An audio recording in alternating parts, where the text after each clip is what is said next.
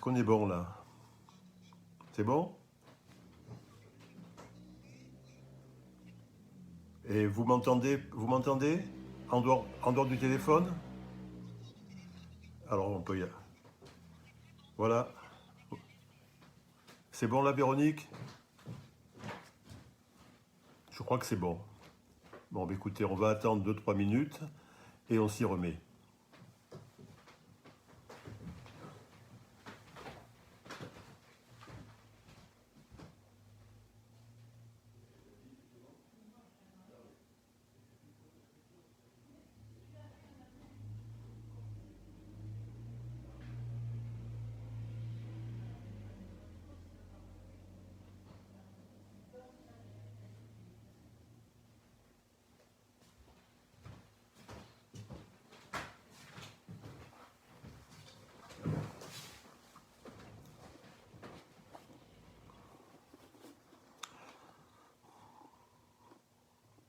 Voilà, comme on est sur la 4e séance, évidemment, on n'a pas eu trop de problèmes de mise au point.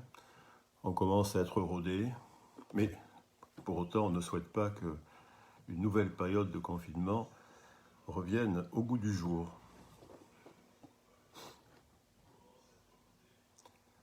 Voilà, on va patiemment attendre 17 heures pour que tout le monde nous rejoigne. Et donc on commencera.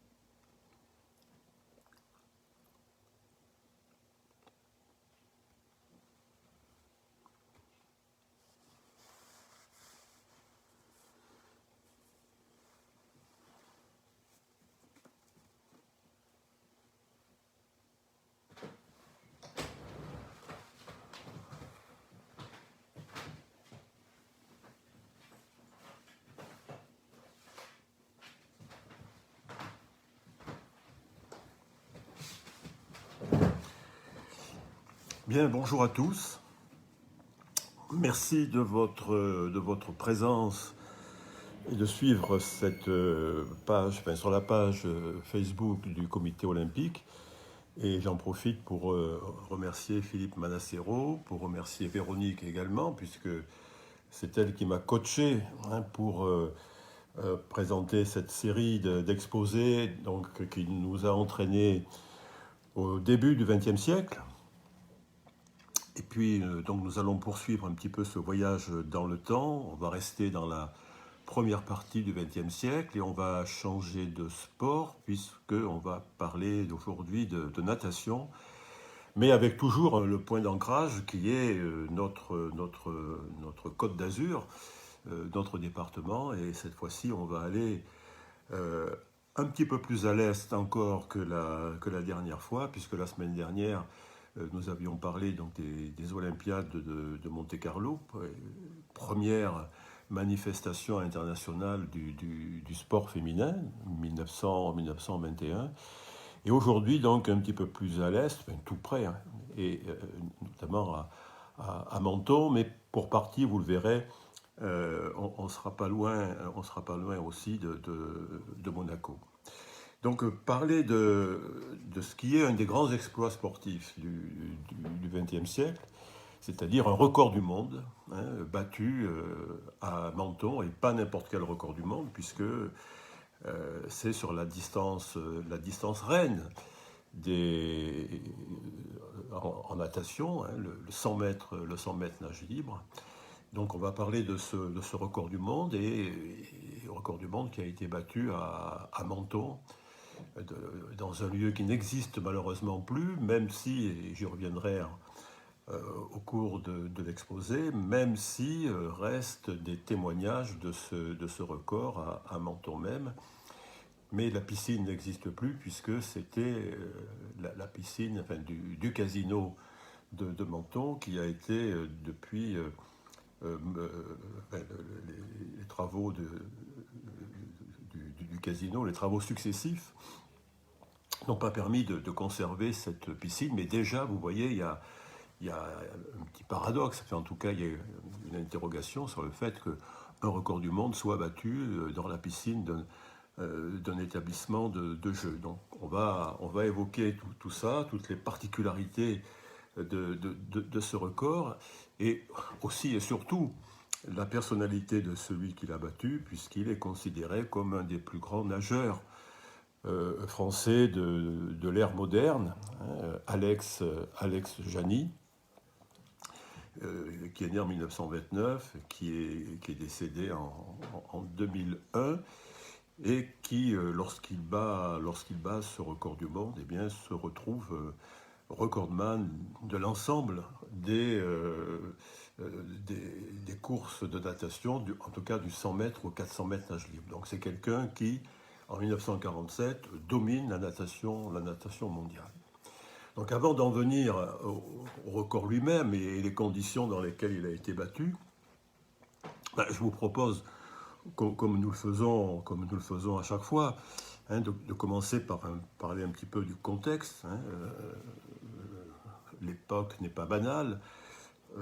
La France sort donc de la Deuxième Guerre mondiale et surtout de la période d'occupation. Donc comment se trouve, quelle est la situation du sport et de la natation en particulier au sortir de cette guerre et comment un Alex Jani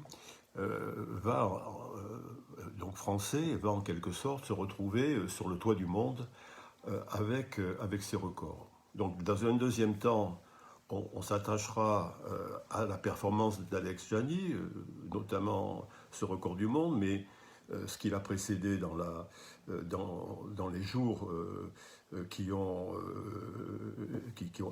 précédé, puisque ce record du monde à Menton se fait dans la continuité des championnats d'Europe qui se déroulent à Monaco, à Monte-Carlo. Alors, c'est toujours un petit peu délicat parce que il se déroule dans la piscine d'un grand hôtel, hein, le Palm Beach ou le Monte Carlo Beach, qui est en fait en territoire français. Donc, suivant la référence que l'on prend pour situer ce record, soit pour situer ces championnats, soit on les identifie à Monaco, soit sur le territoire français de Roquebrune-Carpartin. Donc on ne va pas aujourd'hui entamer une querelle de géographes, mais je crois que cette précision est importante. Donc un premier point, le contexte, un deuxième point, la performance d'Alex Jani, et puis on terminera, parce que la guerre a laissé des souvenirs sanglants, et le nom d'Alex Jani est associé au nom d'un autre grand nageur et qui est aussi une figure malheureuse de la guerre, de la Deuxième Guerre mondiale, c'est Alfred Nakache. Voilà, donc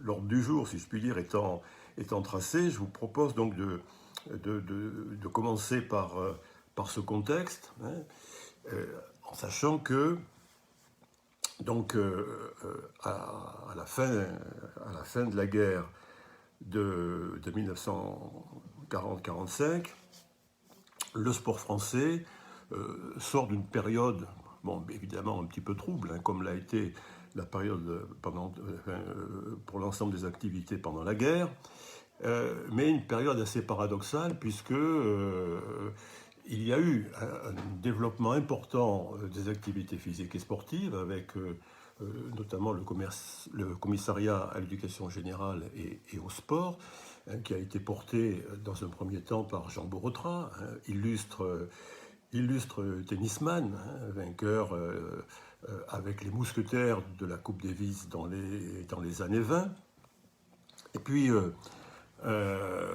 au-delà de la personnalité de Borotra, qui rejoint, suite à sa grande admiration pour Maréchal Pétain, donc qui rejoint le gouvernement de Vichy. Et puis, dans un deuxième temps, ce commissariat à l'éducation générale et au sport sera assuré par quelqu'un qui est plus rude, si on peut dire, moins ouvert que n'a pu l'être Borotra, qui est le colonel Pescaud. Voilà. Mais l'un comme l'autre, et suivant la doctrine pétainiste, eh bien, il y a une forte volonté de développer le sport, pas tous les sports. On met l'accent, par exemple, sur ce qu'on définit à l'époque comme les sports de base, et il se trouve que la natation en fait partie. Sport de base, athlétisme, natation, et donc la natation va recevoir pendant cette période de la guerre, eh bien, un accompagnement important. Ça ne va pas résoudre pour autant le problème des infrastructures. En 1939, juste avant la guerre, il y a moins de 600 piscines en France. Et par exemple, 63 départements en sont dépourvus. Et quand on parle de piscine, on est loin pour toutes d'avoir la jauge olympique. Donc, cette question des infrastructures, elle va peser bien sûr sur le développement de la natation, mais comme c'est un sport de base, eh bien, on va malgré tout l'encourager dans les rivières, dans tous les plans d'eau qui permettent d'accueillir des nageurs. Donc, il y aura des journées nationales, il y aura chaque année une journée nationale de la natation, il y aura des compétitions aussi ouvertes à la masse. Et puis, une des innovations qui avait été créée sous le Front populaire, grâce à Léo Lagrange, qui s'appelle le brevet sportif populaire, une série d'épreuves, pour dire les choses très, très, très rapidement, course de vitesse, saut en hauteur, lancer du poids, grimper de corde, donc des épreuves auxquelles correspond une table de cotation qui permet pour chaque âge de traduire en points les performances qui sont réalisées en respectant bien sûr la hiérarchie de ces performances. Eh bien, pendant le gouvernement de Vichy, ce brevet sportif populaire est, si je puis dire, reproduit avec un nouveau nom qui s'appelle le brevet sportif national, et on y introduit une épreuve de natation. Donc voilà, la notion de sport de base, si vous voulez, elle se traduit plutôt en direction de la masse des pratiquants, et ça a pour effet de multiplier quasiment par deux le nombre de licenciés entre 1939 et 1946. On passe de 16 000 à plus de 30 000, mais sans savoir, quand on parle de licenciés, sans connaître le degré d'intensité de la pratique. Autrement dit, il peut y avoir des nageurs qui sont des licenciés dans un club de natation pour des activités sporadiques, d'autres qui se livrent à une pratique plus approfondie. Donc la situation sur le plan de la masse, elle est celle-ci, et en revanche, au niveau, on va dire, plus de la compétition, il y a un club qui a émergé et qui se situe à Toulouse et qui a pris le relais, qui est devenu quasiment le premier club de France par les performances de ses nageurs, puisqu'il y a quand même, c'est pas tout à fait les championnats de France, mais ce sont les critériums nationaux qui se sont déroulés pendant la guerre. Et on a vu progressivement donc émerger ce club toulousain qui s'appelle les Dauphins du TOEC. Alors le TOEC, c'est un acronyme, c'est le Toulouse Olympique Employé Club, le TOEC. C'est au départ un club omnisport. Il a une section rugby qui est importante et qui a continué d'ailleurs à prospérer par la suite. Et en 1938, à peu près une trentaine d'années après la création de ce TOEC omnisport, eh bien la section natation a pris son autonomie, son indépendance, et c'est devenu donc le club des Dauphins du TOEC. Et à la tête, ou plutôt à la direction technique de ce club, il y a un entraîneur qui est un des grands innovateurs en matière de natation, qui s'appelle Alban Mainville. Et il introduit une approche de la natation, à la fois sur le plan technique, un travail très fin d'observation des nageurs pour corriger leur style, et également en matière de dosage de l'entraînement, en durée, en charge d'entraînement, pour prendre un vocabulaire qui est plus celui d'aujourd'hui. Et autour d'Alban Mainville, eh bien, il va y avoir des nageurs du cru et puis un certain nombre d'autres nageurs, en particulier Alfred Nakache, dont je parlerai à la fin de l'exposé. Et dans ce groupe, eh bien, se trouve le petit Alex Jani. Alors, quand je dis petit, je retire tout de suite les termes, puisque Alex Jani, dans sa période adulte, va mesurer près de 2 mètres, peser plus de 100 kilos. Mais quand il commence la natation, c'est encore un jeune adolescent. Il est né en 1929. Il se trouve que le père d'Alex Jani est le gardien de la piscine de Toulouse, donc du TOEC, puisque ça aussi, c'est un des grands avantages du TOEC, c'est que contrairement à d'autres villes, Toulouse a investi dans l'infrastructure de natation et les dauphins du TOEC peuvent à la fois disposer d'une piscine d'été et d'une piscine d'hiver. Et donc le père d'Alex Jani est le gardien d'une de ces piscines, et donc tout naturellement, il va très vite être dans l'eau. On dit que dès l'âge de 6 ans, il commence à nager. En tout cas, ce dont on est sûr, c'est qu'à 11 ans, Alex Jani participe à sa première compétition, qui est la traversée de la Garonne. Donc on est à Toulouse, et on est dans une époque où encore, ça a commencé, les premières compétitions de nage en eau libre, comme l'on dit maintenant, datent du début du XXe siècle, traversée de Paris, ici dans notre région, la course Villefranche-Nice. Eh bien, Toulouse a aussi sa course en eau libre, et en utilisant bien sûr la Garonne. Donc vous voyez, il a 11 ans, donc on est en 1940, la guerre va venir. Heureusement, dans un premier temps, Toulouse n'est pas en zone occupée, donc le jeune Jani, eh bien, va continuer à progresser. Et bien sûr, lorsqu'arrive la fin de la guerre, en 1945, il a 16 ans, mais il a déjà ce gabarit impressionnant, puisque dans sa 16e année, il est passé d'1 m 80 à 1 m 90, donc une espèce de croissance extrêmement importante. Et à 16 ans, 1945, il bat un premier record de France, et notamment sur le 100 mètres nage libre, et il est le premier Français à nager en moins d'1 minute, puisqu'il bat le record d'un des grands noms de la natation française de l'entre-deux-guerres, c'est Jean Tarisse. Jean Tarisse est certainement le nageur qui symbolise la natation française au cours de l'entre-deux-guerres, puisque il est deux fois champion d'Europe, 100 mètres et 400 mètres nage libre. Il est une fois médaille d'argent au même championnat d'Europe. Et surtout, en 1932, à Los Angeles, alors qu'il est le grand favori, alors il est en tout cas un des grands favoris du 100 mètres nage libre, il s'incline, mais d'une main, face au nageur américain qui ensuite, à l'image de son prédécesseur, Johnny Weissmuller, fera du cinéma, et notamment, alors, c'est pas Tarzan, enfin ce sont des films qui se passent dans la jungle. Donc Buster Crabbe, hein, qui est un des grands noms de la natation mondiale, qui le bat d'une main.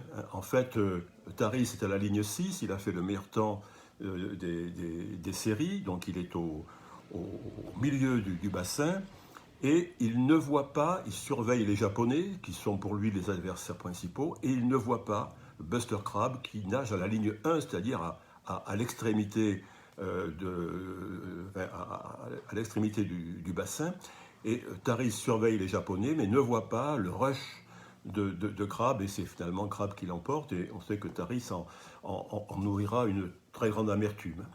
Bon, donc vous voyez, Taris, grande idole de la natation de l'entre-deux-guerres, eh bien, dès l'âge de 16 ans, 1945,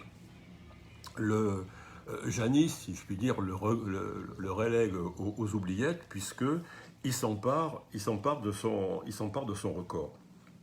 Et vous voyez, les journalistes anticipent parfois et ont des avis prémonitoires, puisque alors, on est à la fin des années d'occupation, mais c'est toujours l'auto qui est le quotidien sportif. Hein. J'ai fait référence à plusieurs reprises lorsque j'ai parlé de Jean Bouin ou la semaine dernière à propos des Olympiades. Donc l'auto écrit ceci: un cadet du TOEC, puisque Jean Bouin est encore cadet, fait déjà des performances de senior. Son nom, Alex Jani. Et vous voyez, ce jeune prodige ne met pas très longtemps à tenir ses promesses. Donc 1945, il a ce premier record de France, et ça continue l'année suivante. 1946, c'est son premier record du monde sur le 200 mètres nage libre. Il bat aussi le record d'Europe du 100 mètres nage libre, plus, mais on ne les compte même plus, déjà 7 records de France à son actif. Pour vous donner une idée de la popularité d'Alex Jani, mais et d'une certaine manière, grâce à lui, de la popularité de la natation, parce que même si la natation a été considérée comme sport de base pendant la Deuxième Guerre mondiale, enfin, sous le régime de Vichy, c'est vrai que l'actualité sportive, elle reste malgré tout dominée par le football, par la boxe, par le cyclisme. Hein. Mais quand l'hebdomadaire, qui commence à paraître en 1946, qui s'appelle Miroir Sprint, s'amuse à interroger ses lecteurs, hein, comme il le fera à d'autres reprises plus tard, ou comme le feront d'autres magazines sportifs, fait participer ses lecteurs à un concours. Dites-nous quel est le sportif de l'année, quel est celui que vous mettez le plus en vigueur. Eh bien, en 1946, dans ce classement, la première place est prise par le footballeur, Larbi Ben Barek, hein, celui qu'on appelait la perle noire. La deuxième place, c'est Marcel Cerdan. Il n'est pas encore champion du monde, mais c'est déjà un seigneur des rings. Et tout de suite après, troisième place, Alex Jani. Je rappelle qu'il a à ce moment-là seulement 17 ans. Hein. Donc il a déjà, on pourrait dire, une surface médiatique, et à travers lui, la natation s'impose aussi comme, plus seulement sport de base, mais sport qui a droit de citer dans la presse.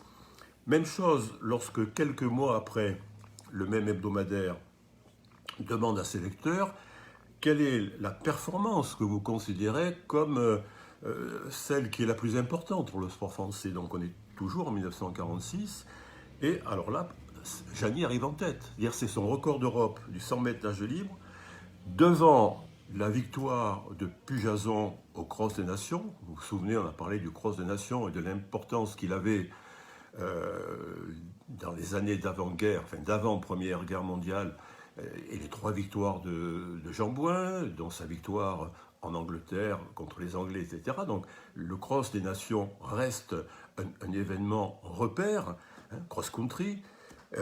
C'est un Français qui l'a remporté, il s'appelle Raphaël Pujazon. Et le troisième dans ce classement, le troisième exploit dans ce classement, c'est la victoire d'Yvon Petra aux internationaux de Wimbledon de tennis.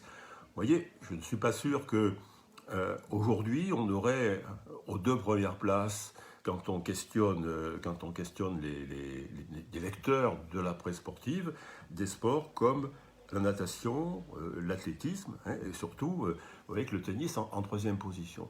Donc en même temps, vous voyez, on a ce reflet de la période. Encore une fois, elle est dominée par le football, par le cyclisme, lors des classiques, lors du Tour de France, mais des sports comme la natation, dès lors qu'il y a un représentant emblématique de ce sport, eh bien, ces sports occupent la scène médiatique et intéressent le lecteur. Et par exemple, début 1947, Alex Jany fait une tournée aux États-Unis. Vous voyez, on n'imagine pas qu'à l'époque, un nageur, mais évidemment, il est invité par des Américains. Eh bien, cette tournée, elle est suivie par le Miroir Sprint. En plus, Marcel Cerdan se trouve aussi aux États-Unis, donc on fait le rapport entre Jany et Cerdan, l'exportation des champions français en quelque sorte. Voilà. Alors, et qui plus est, Alex Jany est quelqu'un, c'est un colosse tranquille. Hein, il est réputé pour sa gentillesse, sa bonhomie, etc. Il est réputé aussi, et on verra que ça lui jouera des tours, pour sa myopie. Et c'est notamment ce léger handicap, hein, encore que sa myopie semble assez importante, mais c'est ce léger handicap qui l'a orienté vers la natation, puisque je parlais de rugby à propos du TOEIC, et c'est vrai que initialement, vu son gabarit, ça peut se comprendre, initialement, Jany était intéressé par le rugby, mais incapable, enfin, ou en tout cas ayant de la difficulté à se situer sur le terrain, compte tenu de sa myopie, et puis vraisemblablement aussi l'héritage paternel, font qu'il a choisi initialement la natation. Là encore, j'évoque cette citation parce qu'elle est étonnante. Se déroule à Monaco en 1947. Hein, vous voyez, on commence à avancer vers nos fameux championnats d'Europe et records du monde. Donc on entre dans l'année 1947. Il y a les Jeux mondiaux universitaires à Monaco et il y a un jeune athlète tchécoslovaque qui commence à percer. Il s'appelle Emil Zatopek. Personne ne le connaît. Mais quand, là encore, on le présente, quand la presse sportive le présente, on dit, mais Zatopek, mais c'est le Jany de la course à pied. Ouais, donc, vous voyez, le nom même d'Alex Jany évoque cette polyvalence, cette excellence finalement, qui peut se transférer comme superlative, d'une certaine façon, à d'autres sports. Et je crois que c'est important d'insister cela, parce qu'aujourd'hui, le nom d'Alex Jany n'évoque plus grand-chose à la majorité des personnes. Et ça, c'est malheureusement l'histoire aussi qui n'est peut-être pas assez présente pour rappeler la trajectoire d'un certain nombre de champions sportifs. Mais j'insiste sur tous ces points pour justement montrer quel est le poids qu'il représentait, et notamment auprès du public. Donc arrive cette fameuse année 1947, et d'ailleurs, alors que la France, mis à part des individualités comme Jean Taris, comme Yvonne Godard, elle aussi sur 100 mètres et 400 mètres, la France avait été peu présente au niveau européen. lors des éditions précédentes des championnats d'Europe. Elle aborde ceux de 1947 avec une certaine, comment dire, elle a, elle a dans son rang un certain nombre de nageurs qui peuvent briguer des premières places des podiums. J'ai parlé d'Alex Jani, il y a aussi les frères Valeret, ceux qui ont donné leur nom à la piscine de Paris, et puis il y a une forte équipe aussi féminine. Donc ces Jeux sont abordés avec un certain optimisme par l'équipe de France de natation, surtout que dans la semaine qui précède les Jeux, ils ont montré qu'ils étaient en pleine forme, et notamment Alex Jani, qui a remporté les titres sur 100 mètres, sur 200 mètres, sur 4 fois 200 mètres, etc. Voilà. Donc les choses se présentent bien, et comme je le disais tout à l'heure, elles se présentent à Monte-Carlo, et le choix de ces championnats d'Europe, donc c'est la piscine du Monte-Carlo Beach, c'est-à-dire on est sur un hôtel qui symbolise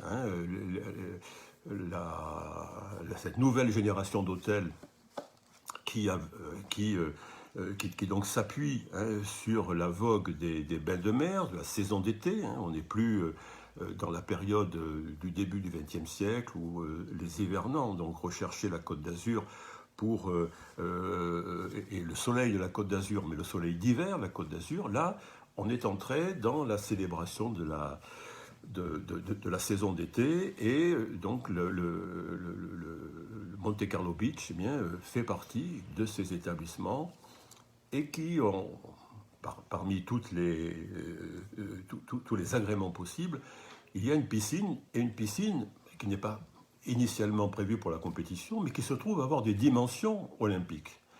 Et au sortir de la guerre, c'est sûr qu'en Europe, ce n'est pas forcément une chose qui est très, très répandue. Donc, il y a eu une double candidature pour l'organisation du championnat d'Europe entre Lausanne et Monte-Carlo-Roquebrune. Je vais associer les deux.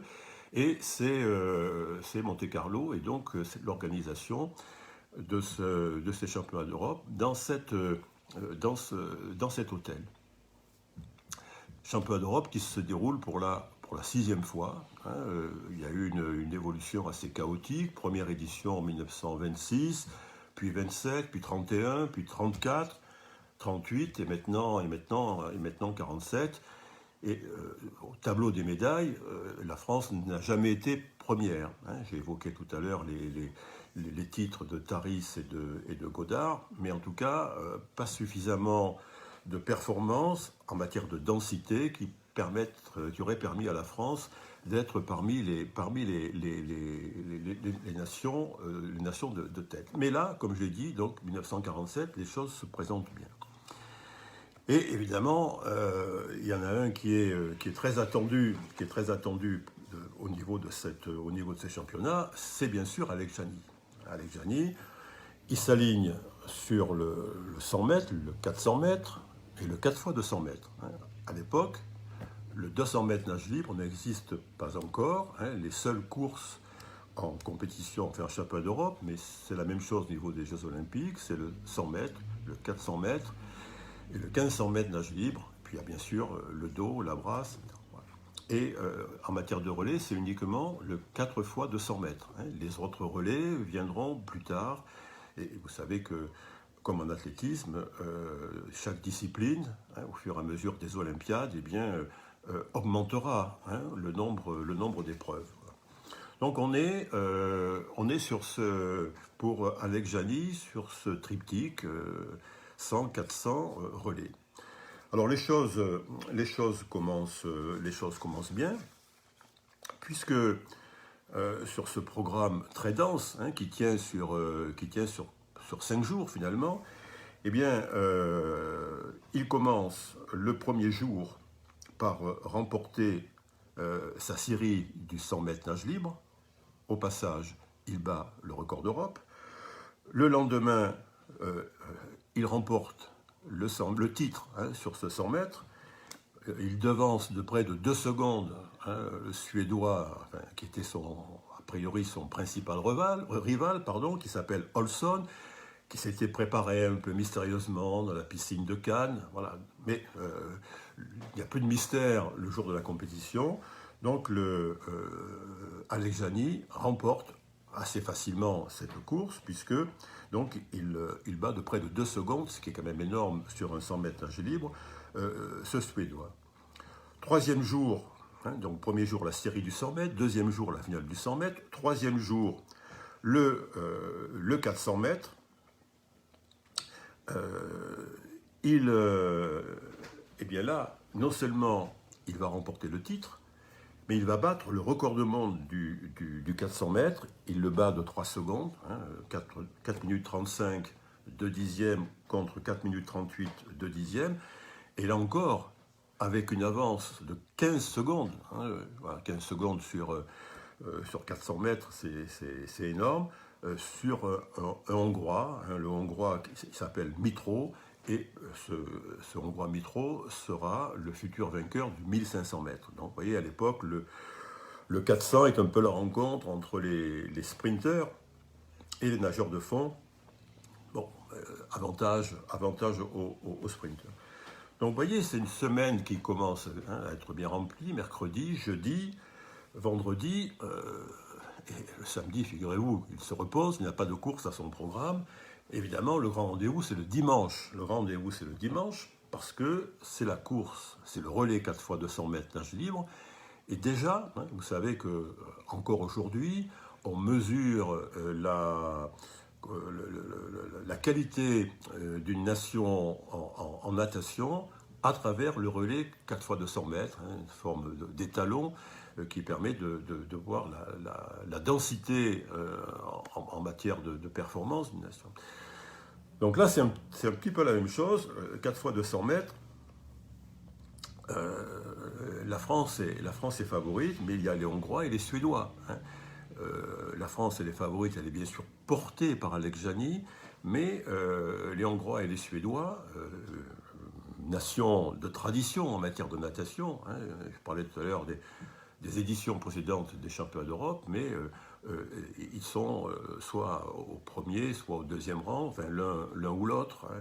Voilà, donc là, il y a une tradition importante dans ces deux pays. Et beaucoup plus que pour le 100 mètres et pour le 400 mètres, qui ont vu la domination d'Alekhjani, eh bien, il y a du suspense. Les choses ne sont pas jouées. Donc, le dimanche après-midi, beaucoup de monde s'est pressé autour du bassin, les tribunes sont pleines, et les choses s'engagent un peu comme on craignait qu'elles se déroulent, c'est-à-dire que Jani prend le dernier relais, le 4e relais, et lorsqu'il prend ce 4e relais, eh bien, il est très en retard, sur le Hongrois et le Suédois. Alors le Hongrois, on retrouve le Hongrois Mito, qui a gagné le 1500 mètres, qui a donc été médaille d'argent sur le 400 mètres. Et donc Jani se trouve en 3e position, et bien sûr il va recevoir tous les encouragements de la foule qui le croit capable de repasser en tête et de devancer ceux qui le précèdent. Au 100 mètres, après, et donc à mi-course, il a 5 secondes de retard, il a déjà rattrapé, il a même dépassé le Hongrois, et il a 5 secondes de retard sur le Suédois. Et dans l'emballage final, eh bien, un peu comme Taris à Los Angeles, Alekhjani est battu d'une main par le Suédois. Et il n'a pas démérité, bien sûr, puisque le retard qu'il a pris était important. Et lui dira aussi qu'il surveillait surtout le Hongrois, il avait peur du retour du Hongrois, et il n'a pas vu le Suédois. Donc, il s'est incliné. Bon, ça ne l'empêche pas, malgré l'effort qu'il a produit, de remporter un autre titre, une épreuve qui n'existe plus maintenant, puisqu'à l'époque, la brasse papillon existe, mais elle n'est pas encore reconnue dans les règlements, donc il n'y a pas de titre en papillon. Et le relais, c'est un relais 3 fois 100 mètres, 3 nages. Et au cours de ce relais, Alex Jani réalise un temps qui est à quelques dixièmes du record du monde du 100 mètres, qui est détenu par un Américain. Donc, on arrive au dimanche, donc, ce qui marque la fin des championnats d'Europe, avec un bilan positif pour l'équipe de France, puisqu'elle termine pour la première fois en tête du tableau des médailles, avec un Alex Jani qui détient les records du monde, du 200 mètres, du 400 mètres, avec le titre qu'il a gagné, et donc à qui il ne manque plus que le titre du 100 mètres nage libre. Et on a vu que dans un relais, et malgré la fatigue, il était capable de titiller ce record. Le record, il est de 55 secondes 9 dixièmes, et il a réalisé lors du relais 56 secondes 1 dixième. Donc on sent bien qu'il a le potentiel pour cela. Et il va pouvoir concrétiser ce potentiel grâce à la ville de Menton.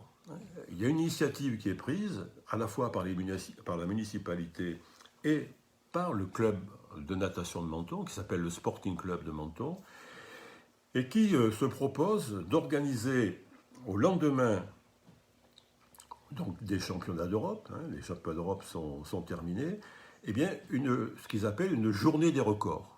Et bien sûr, la journée des records, même s'il y a d'autres participations, elle est organisée pour permettre à Jean Bouin de faire cette tentative contre le record du monde. Et donc très vite, elle s'organise, et elle s'organise, comme je l'évoquais au début, eh bien, dans la seule piscine qui existe à Menton, c'est cette fameuse piscine du casino, qui n'a rien à voir avec un stade nautique, et qui n'est pas non plus une piscine aux dimensions olympiques comme celle du Monte Carlo Beach. C'est une petite piscine de 25 mètres. Il n'y a pas de plot de départ, il n'y a pas de ligne d'eau. Il n'y a pas de ligne d'eau. Mais c'est un bassin, et eh bien, tout le monde se met d'accord. Des chronométreurs, des juges pour les virages, pour organiser cela en quasiment une journée. Donc c'est dire s'il y avait aussi un certain enthousiasme pour accompagner cela. Donc bien évidemment, les tribunes de fortune qui sont installées, qui sont tout de suite, lorsque est annoncé l'événement, qui sont tout de suite prises d'assaut. Donc, comme je l'ai dit, il y a quelques compétitions qui se déroulent auparavant, avec notamment la sœur d'Alex Jani, qui a d'ailleurs été, elle est un peu plus jeune, donc dans les années qui vont suivre, qui sera elle aussi une bonne nageuse de niveau national. Voilà. Mais tout ça, bien sûr, en introduction de ce que l'on attend, c'est-à-dire la tentative contre le record du monde de la part d'Alex Jani. Alors, je rappelle les conditions. On est bien sur une tentative de record, c'est-à-dire qu'il n'y a pas de compétition, il n'y a pas d'autres adversaires. Donc Alex Jani est seul. Et apparemment, lui qui est souvent stressé avant une compétition, là, il est assez détendu, il blague un petit peu. Je vous l'ai dit au départ, enfin, je vous l'ai dit tout à l'heure, c'est quelqu'un d'un peu bonhomme, d'un peu très, très, très sympathique. Donc il dit qu'il ne sait pas s'il va réaliser parce qu'il a pris un petit peu de vin blanc à midi. Enfin voilà. Et donc il converse, je dirais, assez sereinement. Et évidemment, tout le monde est très attentif et dans l'attente du starter. Et voilà, la tentative a lieu. Il est très en avance aux 50 mètres. Il passe en moins de 25 secondes. Je rappelle que le temps à battre, c'est 55 secondes 9 dixièmes. Son premier virage, pas terrible, le deuxième non plus. Je rappelle, c'est une piscine de 25 mètres. Et bon, il effectue donc sa tentative et l'enthousiasme du public se libère lorsqu'on annonce le temps. Le temps, c'est 55,8, c'est-à-dire que pour un dixième de seconde, il devient recordman du monde du 100 mètres nage libre. Il détient donc les records du 100, du 200 et du 400. Et surtout, ça aussi, ça a une importance considérable, il met fin à une suprématie américaine qui représente plus de 30 années. Et ce fait est très important. On peut d'ailleurs le mettre en rapport avec la future victoire de Marcel Cerdan, même si celle de Marcel Cerdan a une importance, un retentissement symbolique encore plus important, c'est que les Américains ont gagné la guerre.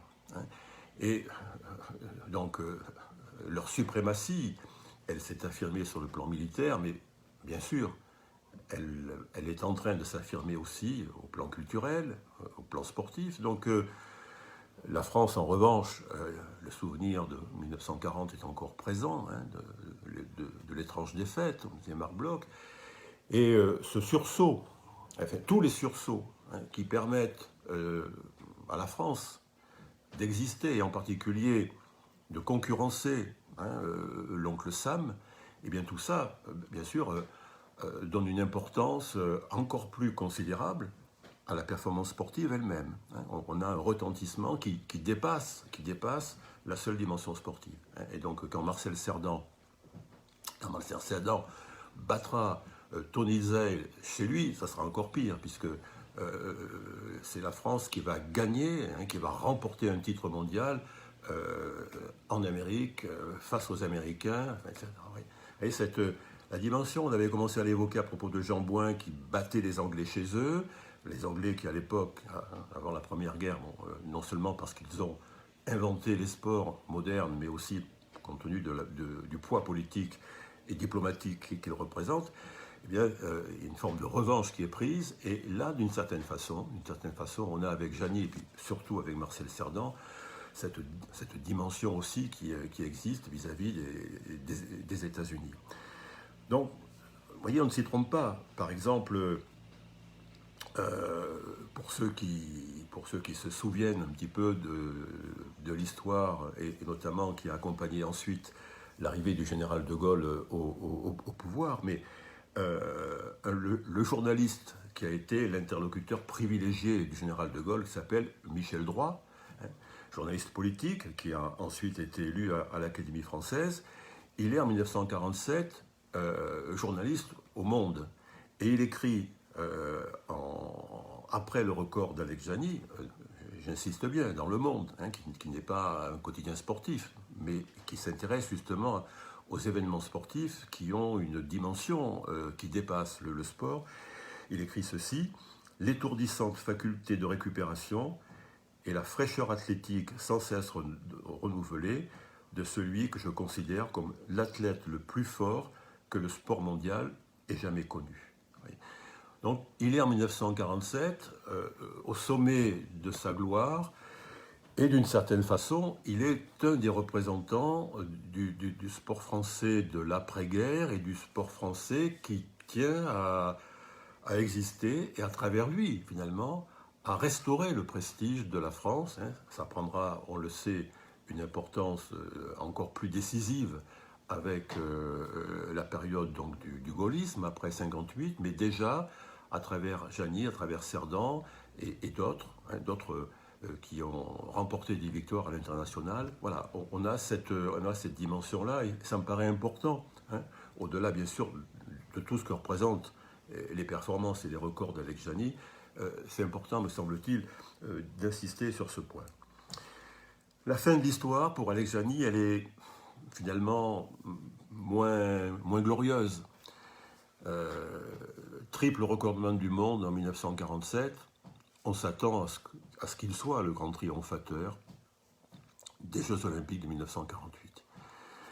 Et il y aura une déception puisqu'il terminera 5e de la finale du 100 mètres, 6e de la finale du 400 mètres. Il semblerait que parmi les motifs qui sont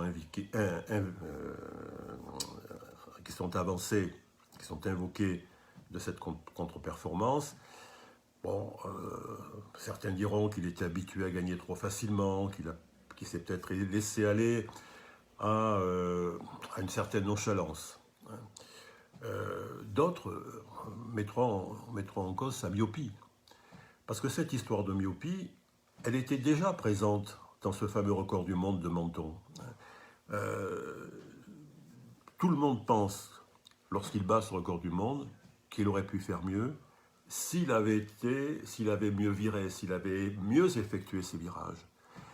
Et lui dira que l'eau de ce bassin de Menton, de cette piscine de Menton, étant un petit peu plus trouble que l'eau des piscines, les murs n'étant pas ceux d'un bassin de compétition étant un peu sombre, il a raté ses virages. Et je rappelle d'ailleurs que le virage culbute, que l'on connaît maintenant en matière de croix, il n'est inventé, si je puis dire, qu'en 1952. Et il est toléré quelques années plus tard. C'est d'ailleurs un Français qui l'invente, Willy Bloch, parce que d'ailleurs il avait un accident de voiture, il s'était fait mal à la main, donc il ne pouvait plus toucher le mur et repartir après. Mais en 1947, c'est encore cette technique de toucher le mur avec la main et de se repropulser après qui est réglementaire, et ce qui implique au minimum, bien sûr, d'avoir une bonne appréciation. D'ailleurs, le problème ne change pas quand on fait les virages culbutes, donc d'avoir une bonne appréciation de la distance qui sépare du mur pour, évidemment, bien programmer son effort. Mais en tout cas, cette myopie devait certainement le handicaper. En tout cas, c'était assez net à Menton, et il semblerait aussi que c'était également le cas à Londres. La seule médaille qu'il rapportera de Londres, c'est le 4 fois 200 mètres nage libre avec l'équipe de France, une médaille de bronze. Et ça ne sera pas mieux à Helsinki. Il sera aussi médaille de bronze sur le 4 fois 200 mètres. Et sur les courses individuelles, eh bien, un autre nageur, d'ailleurs lui aussi formé par Alban Mainville, aura pris sa succession et l'aura remplacé vis-à-vis du public, des amateurs de natation. Cet autre nageur, c'est Jean Boiteux, le premier Français à être champion olympique du 400 mètres nage libre. Donc Jean Boiteux, dont on connaît l'image célèbre à la fin de son 400 mètres nage libre, où on voit son père qui le rejoint, son père tout habillé, qui le rejoint dans le bassin, qui est une des belles images de l'histoire du sport français. Donc vous voyez, une certaine manière de conserver la vigueur de cette école toulousaine, qui aura régné sur la natation pendant une bonne partie des années 40 et des années 50. Et puis, on aura quelques champions d'Europe encore. Et le nageur, on va dire, le successeur d'Alex Jani, notamment sur 100 mètres nage libre, eh bien, il faudra attendre les années 60, et un nageur qui s'appelle Alain Gaudevallès, qui battra lui aussi le record du monde du 100 mètres, qui franchira la limite des 53 secondes, en 52 secondes, 9 dixièmes, mais qui lui aussi ne réalisera pas, il y aura une espèce de malchance sur les nageurs français du 100 mètres nage libre, qui ne réalisera pas les pronostics lors des Jeux de 1964 à Tokyo, et il ne sera pas médaillé. En fait, pour avoir un médaillé d'or sur 100 mètres nage libre, vous le savez, il faudra attendre notre azuréen local, notre Antibois, Alain Bernard, qui, bien sûr, enfin, dont nous avons tous en mémoire le titre à Pékin. Voilà. Et puis, évidemment, 2012 et l'école niçoise, et Yannick Agnel, et puis surtout, je crois qu'on peut avoir toujours une pensée pour elle, hein, qui doit être tristement décédée. Je pense bien sûr à Camille Muffat. Voilà, vous voyez donc cette histoire d'Alex Jani, peut-être pour conclure sur cette personnalité, il va continuer. Alors d'une part, il va s'orienter sur ce qui l'a toujours attiré, c'est-à-dire le water-polo. Il va quitter Toulouse et va s'installer à Marseille, Cercle des nageurs de Marseille, et il va s'investir dans le water-polo. Il sera d'ailleurs international de water-polo. Et puis à la fin de sa carrière, bien, ce sera un des entraîneurs du club marseillais, mais aussi de l'équipe de France féminine. Et puis bon, malheureusement, à l'âge de 71 ans, un cancer d'abord va diminuer toutes ses facultés, et puis c'est un cancer qui l'emportera. Voilà. Alors, je ne voudrais pas terminer, même si on quitte un petit peu Menton et ce championnat du monde, sans parler de quelqu'un qui est lié à Alex Jani, c'est Alfred Nakache. Parce que c'est une histoire qui montre comment parfois la guerre eh bien, peut avoir ce que la guerre peut avoir de tragique, hein, dans la carrière d'un champion. S'il y a un lien avec Jean Bouin, c'est que la famille d'Alex Jani, vous voyez, je revenais il y a 4 semaines, donc un lien avec Alex Jani, c'est que la famille d'Alex Jani a recueilli Alfred Nakache lorsqu'il est revenu de l'enfer, parce que Alfred Nakache a été déporté à Auschwitz et Buchenwald. Et l'histoire est importante. Elle est bien sûr liée à la période sombre de Vichy, parce que Nakache est certainement, avant la guerre, le plus grand nageur français. Il a d'ailleurs battu un record du monde dans le 200 mètres brasse. Il a accumulé des titres et des records en brasse, mais aussi en nage libre. Et il est aussi nageur de brasse papillon. Bref, c'est vraiment le nageur qui est, après Taris, hein, puisque Taris c'est le début des années 30, disons que Nakache prend le relais. Il n'a pas participé à des compétitions parce que la guerre est arrivée. Voilà. Donc en 1939, c'est un professeur d'éducation physique. Il est professeur au lycée Janson de Sailly. Il y a la guerre, il est mobilisé, puis il est démobilisé. Mais Nakache est juif. Hein. Il est né à Constantine, 1915, une famille juive. Et lorsque la guerre arrive, il habite Paris, mais bon, il comprend qu'il a intérêt,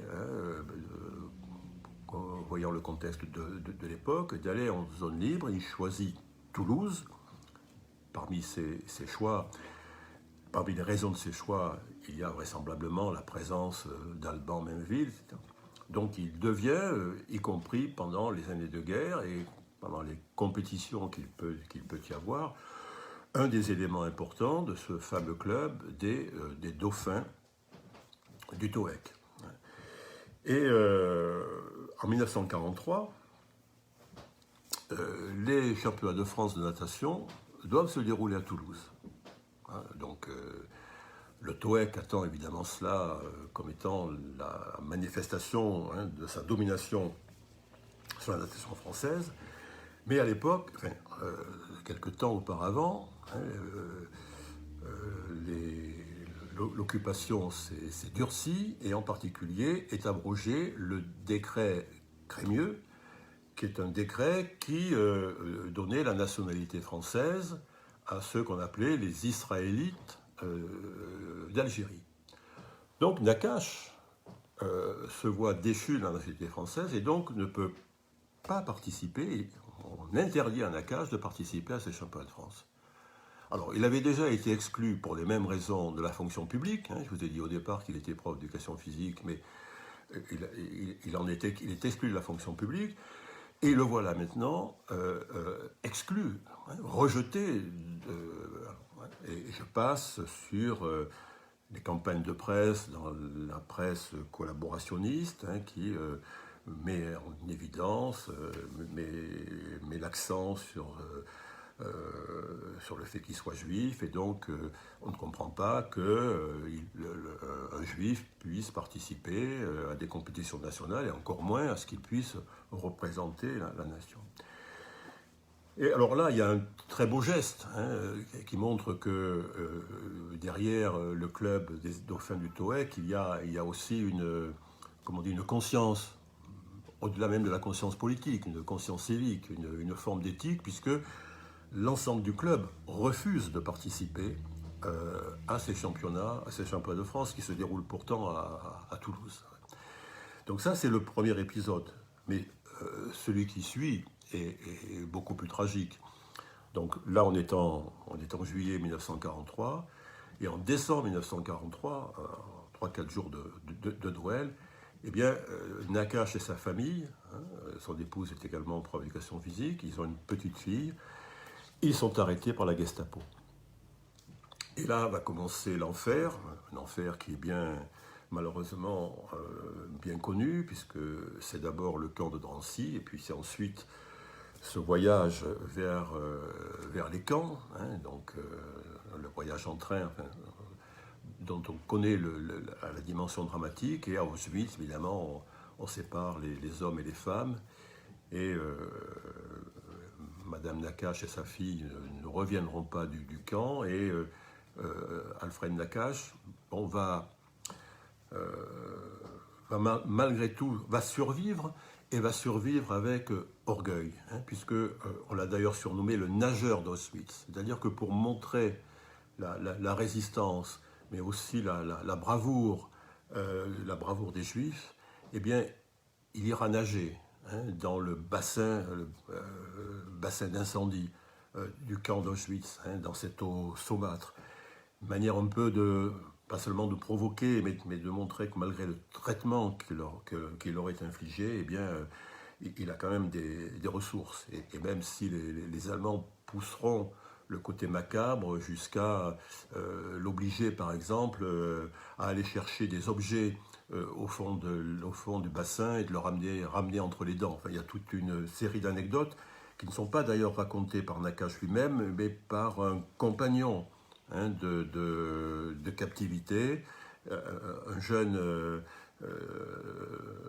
homme, donc plus jeune que Nakache, qui racontera tout ça, parce qu'il allait lui-même nager avec lui, donc racontera comment ils enlevaient leur pyjama, et puis pour aller nager, puis dès qu'ils percevaient les gardiens allemands, vite ils sortaient de l'eau, ils remettaient le pyjama. Enfin, il y a toute une série de faits de faits héroïques qui sont racontés par ce jeune homme, et qui ont valu donc à Nakache ce surnom du nageur d'Auschwitz. Mais au-delà de ce, il fait partie, certainement, il illustre lui-même, bien que les sportifs ont aussi été victimes de cette persécution, c'est-à-dire qu'il a...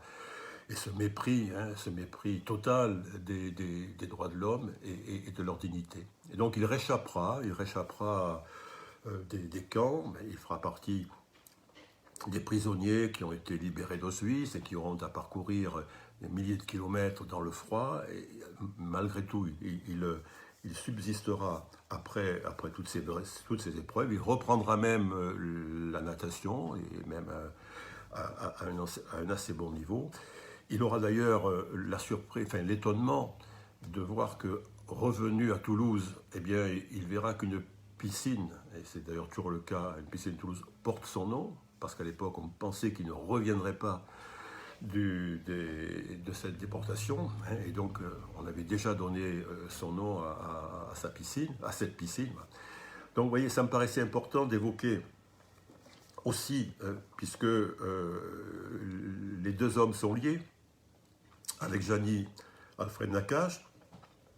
Donc ils sont liés parce que même à quelques années de différence, ils ont été coéquipiers et que d'une certaine manière, Jani a pris la succession de Nakache et il a même poussé au-delà. Et puis surtout parce que lorsqu'il est revenu de captivité, je le disais à l'instant, eh bien, la famille Jani l'a pris en charge, l'a pris en amitié et l'a aidé à se reconstruire, à refaire sa vie, etc. Voilà, donc les points que je voulais aborder à travers cette présentation. Pour conclure, je dirais que fort heureusement, des personnes à Menton ont eu le souci du patrimoine, et je pense en particulier à un de mes amis, Patrick Didier, et à son frère, parce qu'il y a eu un objet, une forme de sculpture qui a été élaborée en souvenir du record du monde d'Alex Jani et qui est resté au casino, c'est-à-dire sur le lieu même de son exploit. Et lorsque, alors c'est simplement une forme une petite sculpture qui est avec le blason de Menton et puis la date du record du monde d'Alex Jani. Mais lorsque les travaux de reconstruction qui ont commencé par la démolition du casino, eh bien on ne s'est pas tellement intéressé à cette marque patrimoniale et par conséquent il était quasiment abandonné et justement donc monsieur Didier l'a vu et eh bien s'en est emparé, l'a remis par la suite au maire de Menton. Et donc on peut trouver cet objet représentatif, souvenir, cet objet symbole du record d'Alex Jani dans l'actuelle piscine de Menton qui porte le nom d'Alex Jani. Donc si vous avez l'occasion de vous promener à Menton, ne manquez pas, si ça vous intéresse, d'entrer dans cette piscine et vous y verrez donc cette marque, ce souvenir qui symbolise, qui mémorise cet exploit, et puis aussi les photos qui ont été prises à ce moment-là.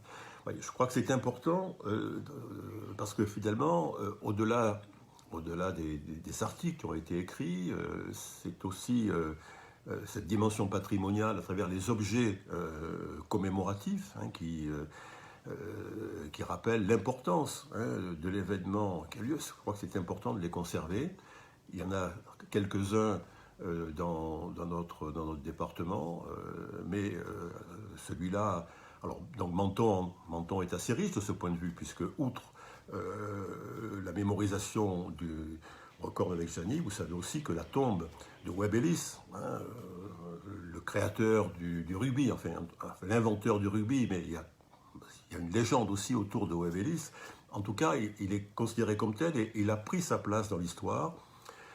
Sa tombe donc est au cimetière de Menton, un cimetière qui est aussi magnifique, et on sait qu'elle attire des rugbyman ou des amateurs de rugby du monde entier, de la Nouvelle-Zélande, d'Afrique du Sud, et c'est parfois d'ailleurs la destination d'un voyage, et bien d'aller se recueillir sur la tombe de Webb Ellis. Elle est d'ailleurs garnie d'objets rugbystiques, de maillots, de ballons, etc. Donc je crois que au-delà de des quatre histoires, des quatre récits que j'ai pu faire au cours de ces mardis, c'est bien sûr nous entraîner un petit peu dans cette histoire du sport qui est pleine de récits, de légendes, et puis aussi être attentif sur des témoignages qui ont pu, alors dans la pierre ou sous d'autres formes, et bien qui sont des repères de cette histoire et qui nous invitent justement à nous tourner vers le passé. Et puis si vous permettez, il se trouve qu'avec Yvan Gastaud, nous venons de réaliser un ouvrage sur le sport dans le 06 où nous avons essayé pour une palette de sports assez importante, il y en a plus d'une trentaine, et bien pour chacun d'eux, d'avoir un point d'histoire, c'est-à-dire d'illustrer chaque sport à travers des faits, à travers des légendes, à travers des champions, qui permettent justement eh bien, d'avoir une idée de la richesse hein, que propose notre Côte d'Azur en matière d'histoire du sport. Donc voilà, je vous le présente. Il est, il est actuellement en librairie. J'espère en tout cas que les librairies vont rouvrir. En tout cas, si vous avez aimé ces moments, hein, ces moments d'histoire, eh bien, vous en trouverez quelques-uns qui sont détaillés dans cet ouvrage, et puis d'autres aussi qui concernent l'escrime, le handball, le volleyball. Enfin, donc, je le répète, cette palette importante. Voilà, nous avons terminé. Je voudrais renouveler mes remerciements à Philippe Manassero pour l'initiative hein, d'introduire dans cette période ces moments d'histoire et de culture du sport, avec peut-être des suites qui pourront être données sous d'autres formes, bien sûr. Je crois que je voudrais aussi remercier ceux qui, ceux qui nous ont accompagnés, ceux qui ont fait l'honneur eh bien, de suivre ces exposés.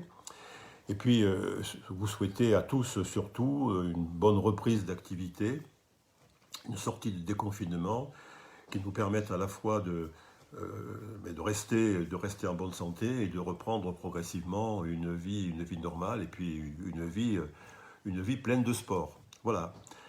Au revoir à tous et puis peut-être à bientôt dans d'autres occasions.